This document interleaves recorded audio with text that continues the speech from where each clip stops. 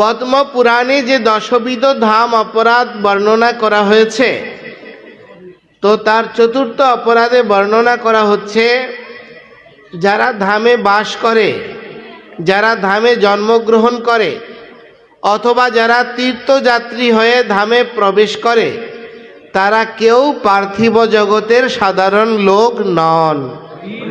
তারা সকলেই হচ্ছে ভগবানের পার্ষদ।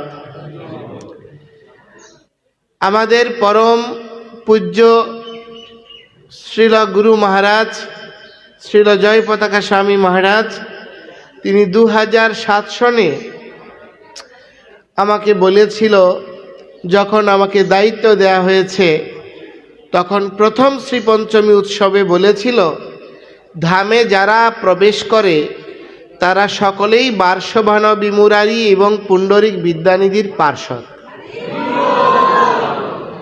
তো আমাদের সকলের দৃষ্টিভঙ্গি এইরকমই হওয়া উচিত।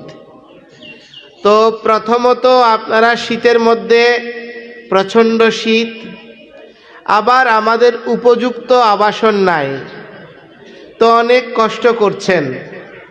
কিন্তু আমি জানি আপনারা কেউ কষ্ট করলেও কাউকে কিছু বলতে পারবেন না, কারণ যেহেতু আপনারা ভগবানের পার্ষদ, ভগবানের গৃহে এসেছেন, বিদ্যানিধির পার্ষদ বিদ্যানিধির গৃহে এসেছেন, তো বিদ্যানিধির পার্ষদ নিজের বন্ধুর বদনাম কি করবে কেউ? আপনারা যার গৃহে এসেছেন, এটা হচ্ছে রাধারানীর গৃহ, ওনার বাবার বাড়ি।